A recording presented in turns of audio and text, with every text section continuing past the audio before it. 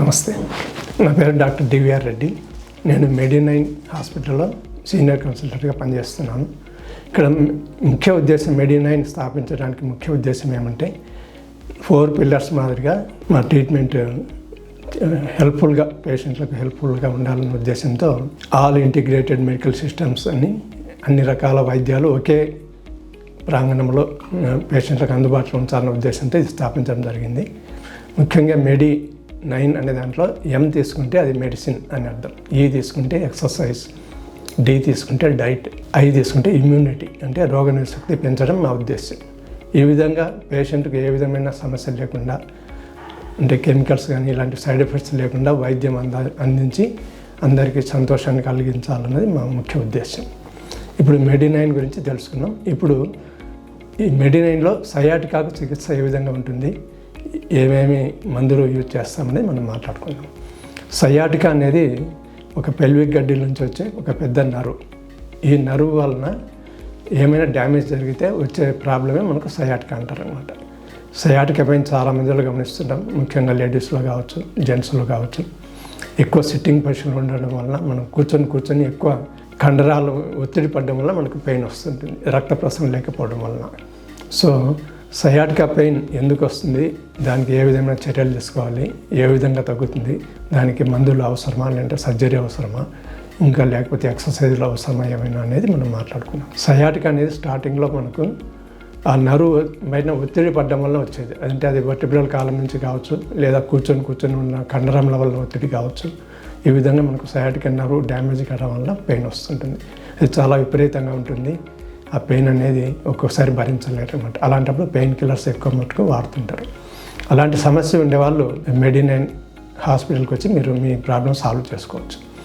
మా దగ్గర ట్రీట్మెంట్ ఎలా ఉంటుందంటే మీ కారణాన్ని బట్టి, అంటే అది దెబ్బ తగలడం వల్ల వచ్చిందా, స్లిప్ డిస్క్ ఇలాంటివి ఏమైనా ప్రాబ్లం ఉందా, లేక ఏమైనా అదర్ ప్రాబ్లమ్ స్పైనల్ కార్డ్ ఏమైనా నేరో అయిపోయిందా, తర్వాత కండరాలు ఏమైనా కుచించుకుపోయినా, ఇలా గమనించి దానికి సరిపోయిన విధంగా మనం మెడిసిన్ ఇవ్వడం జరుగుతుంటుంది. ఈ విధంగా కండరాలు కుచించుకుపోవడం అంటే మన పిరుదల దగ్గర పైరిఫార్మిస్ మజిల్స్ ఉంటాయి అన్నమాట. అవి నేరో కావడం వలన ఆ ఒత్తిడి నర్వ్ సిస్టమ్ మీద పడి ఎక్కువ పెయిన్ రావడం జరుగుతుంటుంది. అలాంటి వాటికి మనం స్ట్రెచ్ ఎక్సర్సైజ్ చెప్తుంటాం. అవి చేయడం వల్ల పేషెంట్ కాస్త రిలాక్స్ అయిపోయి రక్త ప్రసరణ చక్కగా జరిగి పెయిన్ అనేది రిలీఫ్ వస్తుంటుంది.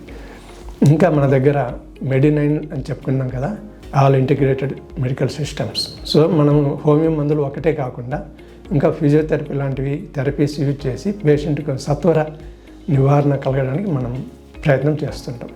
సో పేషెంట్స్ ఎవరైనా సరే ఇలాంటి ఆపర్చునిటీ అన్ని హాస్పిటల్స్లో అవైలబుల్ ఉండదు. ఇది మెడి9 స్పెషాలిటీ అని మనం చెప్పుకోవచ్చు.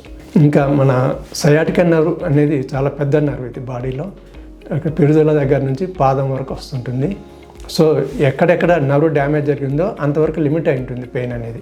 కొంతమందికి బటక్స్ నుంచి మోకాల వరకు వస్తుంటుంది, ఇంకొంతమందిలో పిక్కల వరకు వస్తుంది, ఇంకా కొంతమందిలో పాదం వరకు కూడా వస్తుంటుంది పెయిన్ అనేది.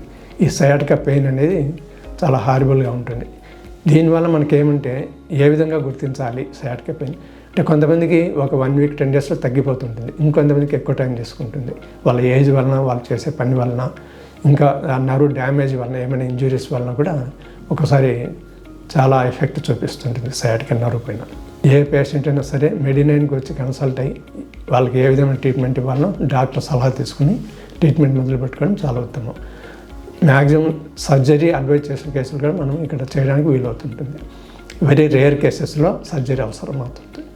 సో ప్రతిదానికి సర్జరీ అవసరం అనేది ఇక్కడ చెప్పుకోవాల్సిన పని లేదు. మనం దీనికి కారణాలు చూద్దాం. సయాటికా నర్వ్ ప్రాబ్లం ఏ విధంగా వస్తుంది, కేవలం దెబ్బలు తగిలితేనే వస్తుందా, ఇంకా ఏమైనా అదర్ కారణాలు ఉన్నాయా అని తెలుసుకోవాలనుకుంటే మనం ముఖ్యంగా వయసు దృష్టిలో పెట్టుకొని చేయాల్సి ఉంటుంది. ఎక్కువ సిట్టింగ్ జాబ్లో ఉండే వాళ్ళకు ఇంతకుముందు చెప్పుకున్నట్లుగా కండరాలు కుచించుకోవడం వల్ల పెయిన్ వస్తుంటుంది. ఇంకా కొంతమందిలో ఈ వర్టిబ్రల్ కాలంలోనే ఏదైనా ప్రెషర్ పడుతుంటుంది, గడ్డ మాదిరిగా తయారు కానీ ట్యూమర్స్ ఇలాంటివి ఏమైనా ప్రెషర్ పడినప్పుడు ఆ సయాటికా నర్వ్ పైన ప్రెషర్ పడినప్పుడు మనకు సయాటికా పెయిన్ అనేది వస్తుంటుంది. ఇంకొంతమందిలో ఇంజురీస్, మనం ఇంతకుముందు చెప్పినట్లుగా యాక్సిడెంటల్గా ఏమైనా కాళ్ళకు నడుము దగ్గర ఏదైనా డ్యామేజ్ జరిగినప్పుడు మనకు సయాటికా పెయిన్ అనేది అబ్జర్వ్ చేస్తుంటాం. ముఖ్యంగా లేడీస్లో ఒబేసిటీ ఉండే వాళ్ళలో కూడా ఈ ప్రాబ్లమ్ని గమనిస్తుంటాం. ఎక్కువ సిట్టింగ్లో ఉంటారు వాళ్ళు, వెయిట్ కూడా, ఎందుకంటే ఎక్సర్సైజ్ ఉండదు కాబట్టి వెయిట్ పెరిగే అవకాశం ఎక్కువ ఉంటుంది. అలాంటి వాళ్ళు ఫస్ట్ వెయిట్ని దృష్టిలో పెట్టుకొని మందులు వాడుకుంటూ డాక్టర్ సలహా మేరకు ఎక్సర్సైజ్లు చిన్న చిన్నవి చేయడం వల్ల సయాటికా పెయిన్ తగ్గుతుంది. ఇంకా కొంతమంది మరీ సివియర్గా ఉన్నప్పుడు మనము హాట్ వాటర్ పెట్టడం కానీ లేకపోతే ఐస్ కానీ ఇలాంటి పెట్టడం వల్ల కొంత టెంపరీ రిలీఫ్ వచ్చే అవకాశం ఉంటుంది. ఇంతకుముందు చెప్పుకున్నట్లుగా మనం స్లిప్ డిస్క్ అనేది ఉంటుంది. స్లిప్ డిస్క్ కావడం వల్ల వర్టిబ్రా దాని అలైన్మెంట్లో లేకుండా పక్కకు తొలగడం వల్ల అది నరువు పైన ప్రెషర్ పడిపోయి మనకు పెయిన్ వచ్చే అవకాశం ఉంటుంది. ఈ సయాటికా అనేది మనం ఎలా దీన్ని నిర్ధారించాలనుకుంటే దీనికి ఇంకా రకరకాల పేర్లు ఉన్నాయి. ర్యాడికులోపతి, నర్వ్ ర్యాడికులోపతి అని, న్యూరోపతి, ఇంకా సయాటికా అని, తర్వాత లోయర్ బ్యాక్ పెయిన్ కూడా దీని కిందకే కన్సిడర్ చేస్తున్నారు. సో ఇలాంటివన్నీ మనం సమస్యలు తొలగించుకొని మంచిగా మందులు వాడడం వల్ల చాలా ఉపయోగం ఉంటుందని నేను చెప్తున్నాను. ఇక్కడ ముఖ్యంగా హోమియోపతిలో మనం ఎలాంటి మందులు చేస్తామంటే సిచ్యువేషన్ బట్టి, సపోజ్ ట్యూమర్స్ ఏమైనా ఉన్నాయనుకోండి దాని సైజ్ తగ్గించడానికి కొన్ని మందులు వాడుతుంటాం. ముఖ్యంగా క్యాల్కేరిఫ్లోర్, ఇంకా రకరకాలుగా మందులు ఆర్నికా, పల్సటిల్లా, ఇంకా సైలీషియా ఇలాంటి మందులు వాడడం వల్ల కొంత రిలీఫ్ అనేది వస్తుంటుంది. దీంతో పాటు మందులతో పాటు మీరు ఫిజియోథెరపీ ఇలాంటివి ఎక్సర్సైజ్ చేయించడం వల్ల ఇంకా మంచి ఫలితం వస్తుంది. ఇది మేము గమనించిన మెడి9లో చాలా మంచి రిజల్ట్స్ తీసుకొచ్చినాము. ఒక పేషెంట్ ఇలానే వచ్చేసింది అనమాట. అంటే 50 years వరకు ఉంటాయి. అతనికి కూర్చునే జాబ్ ఎక్కువ కదలికలు ఉండవు, ఎక్సర్సైజ్ చేయడు. సో అలాంటి వ్యక్తి చాలా ప్రాబ్లం సార్ అని వచ్చేసింది అనమాట.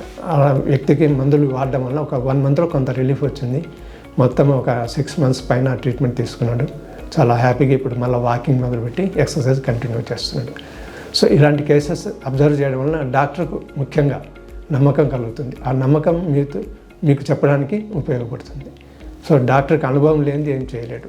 కేవలం డిగ్రీ సర్టిఫికేట్ ఒకటే కాదు, చాలా ప్రాక్టికల్ అనుభవం అనేది ఇలాంటి వ్యాధులు నయం చేయడానికి చాలా ఉపయోగపడుతుంది. ఇంకా దీంట్లో మనము ఎందుకు మెడి9 మనం అడ్వైజ్ చేస్తున్నామంటే ఇది no side effects, safe method మనం యూజ్ చేసేది. ఎటువంటి కెమికల్స్ ఏమి ఉండవు కాబట్టి ఆర్గన్స్ దెబ్బతింటాయన్న భయం కూడా అవసరం లేదు. తర్వాత 100% ట్రాన్స్పరెంట్గా ఉంటుంది. ఇంకొచ్చేసి నో సైడ్ ఎఫెక్ట్స్ అని మనం ముందుగా చెప్పినాం. ఎందుకు అనుకుంటే మనం మందులు ప్రిపేర్ చేసే విధానం డిఫరెంట్. మిగతా మందులతో పోలిస్తే హోమియో మందులు పొటెంటైజ్డ్ పద్ధతిలో మందులు ప్రిపేర్ అవుతాయి కాబట్టి ఎటువంటి ఆర్గన్స్ దెబ్బతింటాం కానీ సైడ్ ఎఫెక్ట్స్ వస్తాయన్న భయం కానీ ఏం లేదనమాట. మీకు అందరికీ నా యొక్క అనుభవాన్ని ఎందుకు చెప్తున్నా అంటే ఇది చాలా మందిలో ఎటువంటి దుష్ప్రభావం చూపించలేదు.